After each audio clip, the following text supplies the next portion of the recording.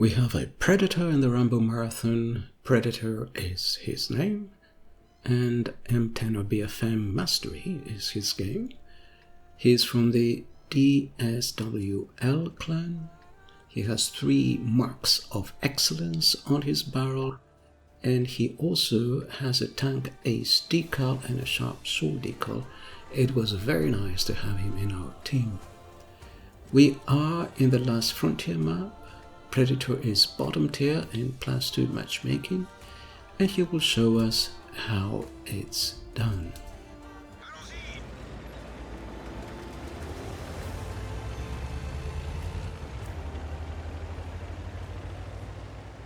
So he's moving into position. There are only 2 places where a tank destroyer can go.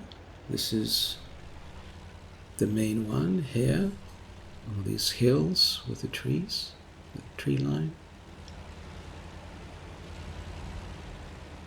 And there is another position, a very small one where the VK has gone, thereabouts. Here he missed. You see when he's moving, his aiming circle blooms a lot. When he's stationary, it's a little bit better. Nonetheless, it blooms a lot. So he's going to do the best he can to keep himself stable as far as possible. We also have a Jackson here. The Jackson also has 2 marks of excellence on his barrel. He has a Hungarian or Slavic name, Eastern European.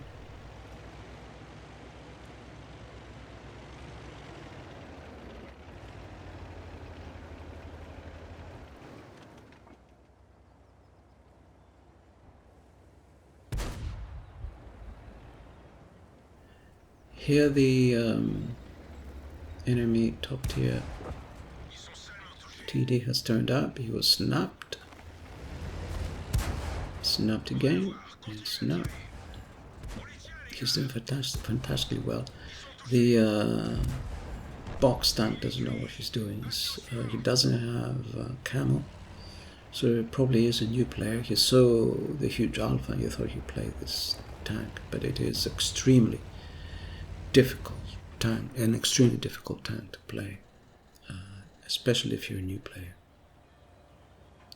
What else can we see from this battle? We see that 2 heavy tanks have gone on the hill, and a Leo and a heavy tank went down in the usual place where the heavies fight.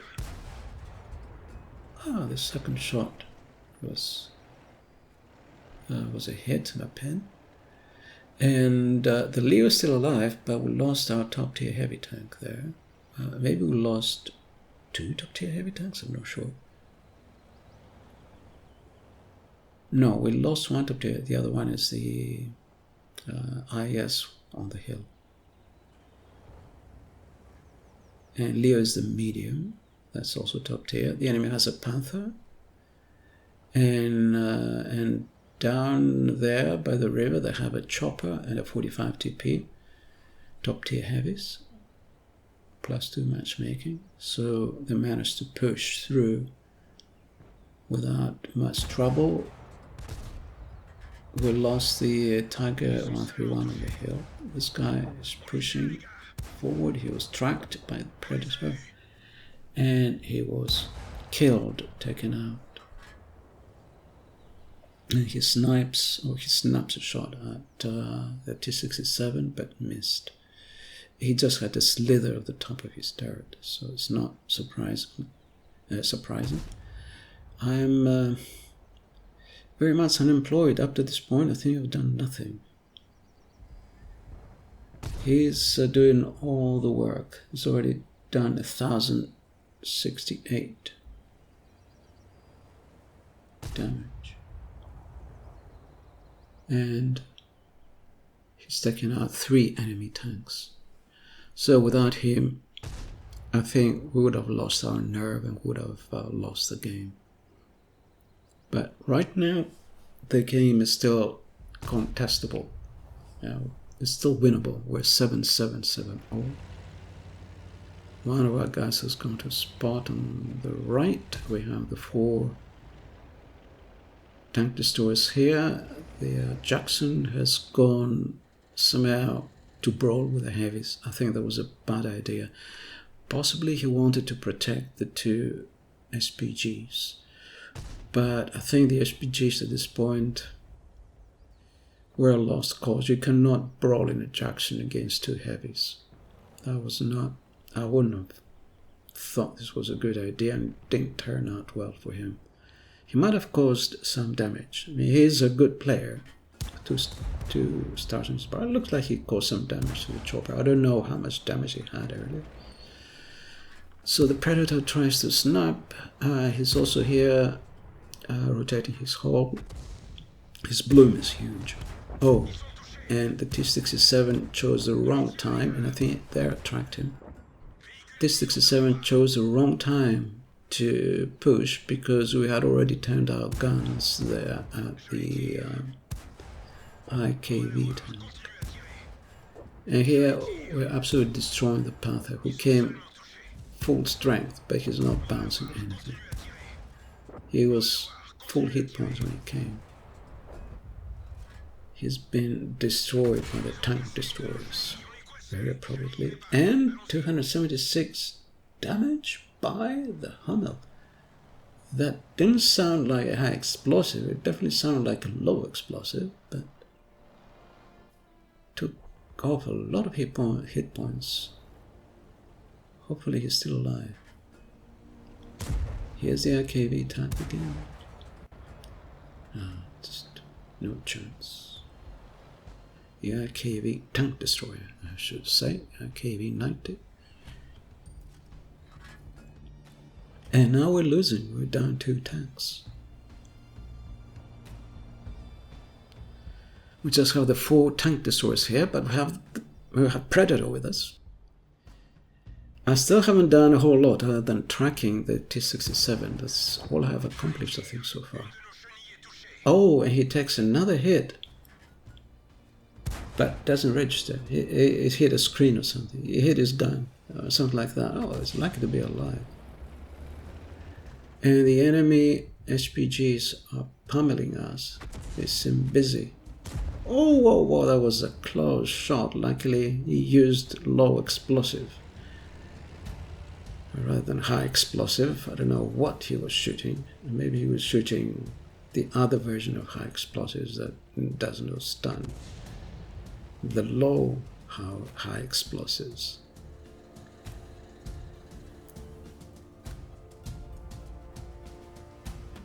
And our Predator has relocated because somehow, possibly the IKV-90 is reporting his position when he's getting spotted.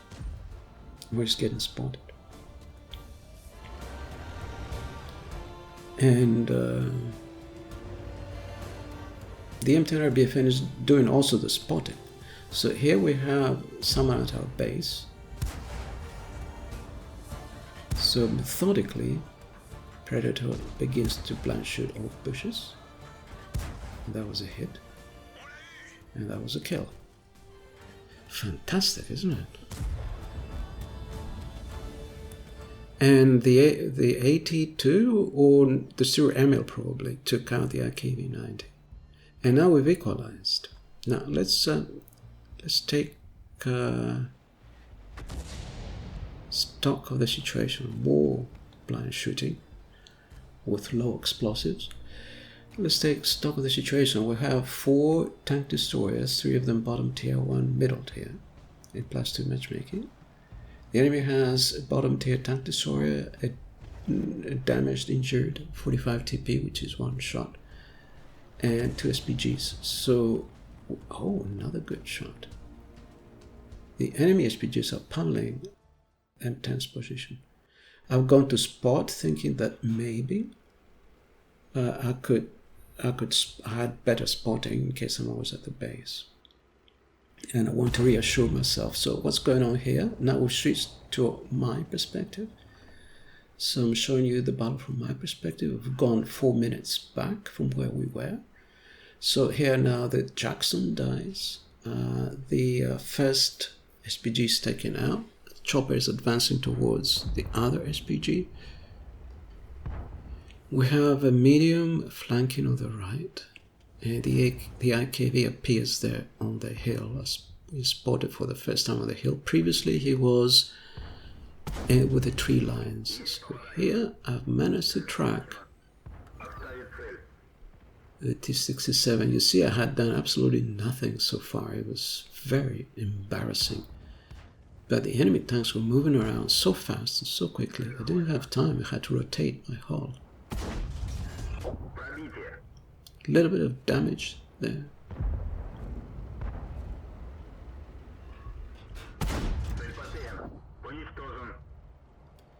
And the scratch one. So we're 9 all now. The 45 TP has quite a bit of health. The medium went to YOLO'd their base, but he was probably killed by the 60 GFT, the enemy bottomed here. Tank destroyer, the IKV-90 has turned up. Once again.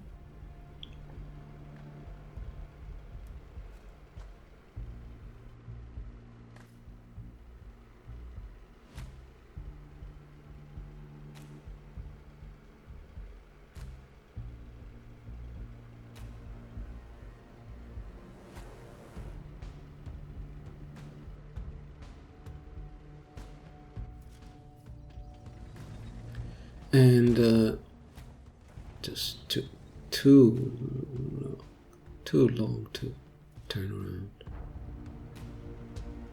So the 45 TP has moved away. I could have had a shot at him, but without a turret, I was worried the 60 GFT might come our way after killing our medium.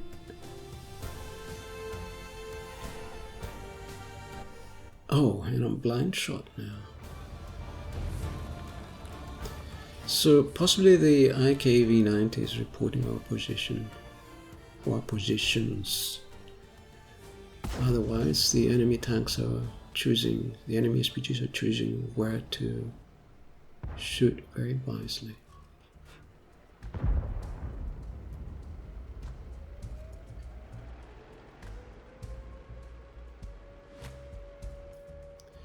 So, someone is capping either the 45 TP or the chopper. Probably the chopper, because the 45 TP wouldn't have had enough time. Oh, there he is.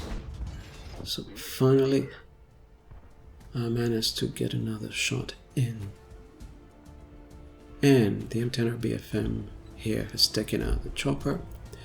And the Sur Emil took out the IKV, and suddenly we are no longer at a disadvantage. So our tank destroyer defense worked out well.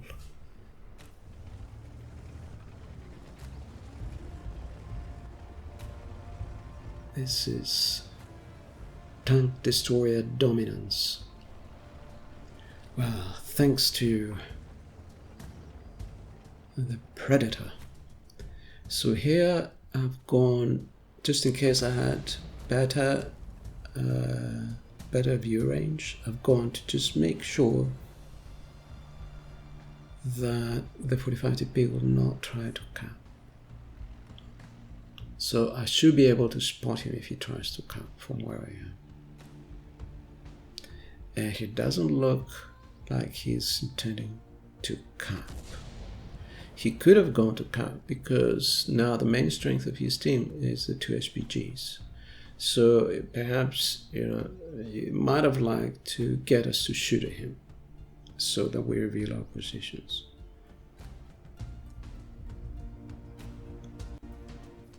But not everyone thinks that way. Not everyone thinks that the SPGs could do something useful. There, the M10 RBFM has gone to a position that the enemy arty has already blind shot. He has gone exactly into the crater. Very clever.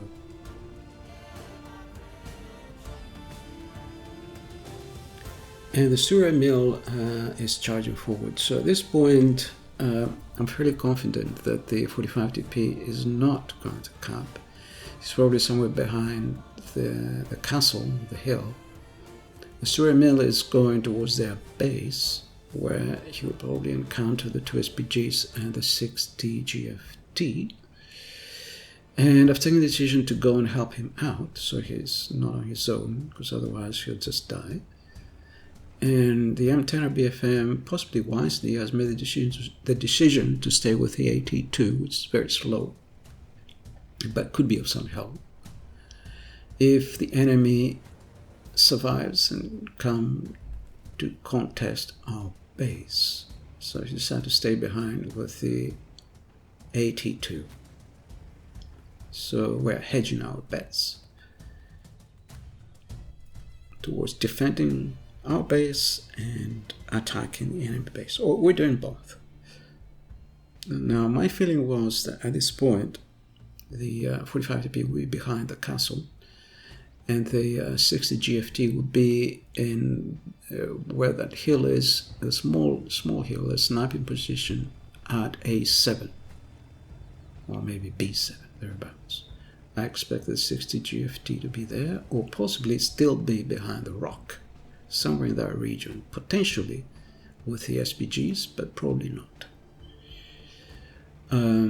So the Surrey Mill is charging forward. If he is behind our rock, the Surrey Mill should be able to proxy spot him very soon.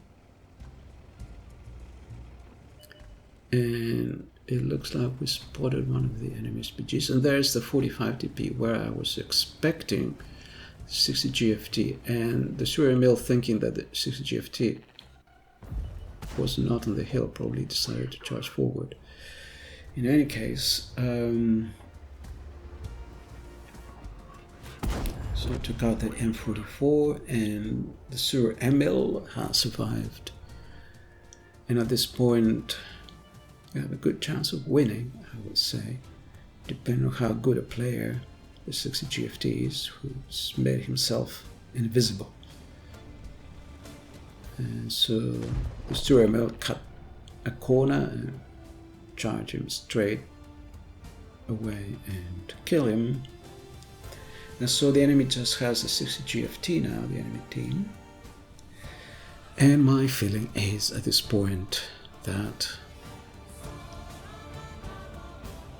we are going to be victorious. And the 60 GFT has jumped into the river. So it's not just SPGs that go for a swim. Here are the results of Predator, our friend, the M10 RBFM Muster. You got Ace Dunker and Mastery, Badge Ace Dunker. You got Fighter, Fire for Effect, and Bruiser. 5 kills. 2,211 damage, dot by damage, dot by experience, dot by kills, 1655 experience. Goodness me. And fired 39 shots, hit 25 of them, penned 21. Very good. So we're gonna get a bonus battle, bonus game, once again in the SU-100I, which is one of the best Tier 5 tank destroyers at present. We got it in the Holiday Alps very recently. And we are in my favorite map, the 4th favorite map, in reverse. If we had 4 maps that we could exclude, this would have been my 4th. The Impassable Mountains map. The Impassable Himalayas. I'm next to a KV-1 that has a historical camo on. That's amazing. That's so rare these days. And it shows that he's taking himself seriously. At least you could tell that if he has historical camo. And here is the only position a glass cannon can take the beginning of the battle. This is the only position in this entire map. There's nowhere else for a glass cannon to go. And there's a corresponding position on the other side, and of course everybody blind shoots it. There it comes. So I survived the low explosive round, and we have spotted nobody so far. The Churchill 7 with the Berza and the 40 TP, all of them top tier, it's a +1 matchmaking, have gone to the ice road. They have spotted the CDT. The KV1 and T1 heavy are going to the other side where heavy fights, in the other corridor. The M10 RBFM has gone to a place sometimes some tank destroyers go. I don't like to go there because there aren't any bushes. There used to be bushes, but they've been removed by All Gaming. Thank you so much. So now this is a map just for heavies, and nobody else has any business to play on this map. This is the message from All Gaming. Because they also raised the grounds on... Okay, I got him. One shot. Just one shot. Because they raised the grounds, so we cannot snipe the heavies as they're crossing. Ah, what a stupid move. You can see where heavies tended to cross. So they put all kinds of obstacles, rocks and so on, and they raise the ground. So tank destroyers can no longer snipe unless from here maybe you have a bit of a chance. You have to come up to this point to be able to snipe across. There I have a bit of a shot.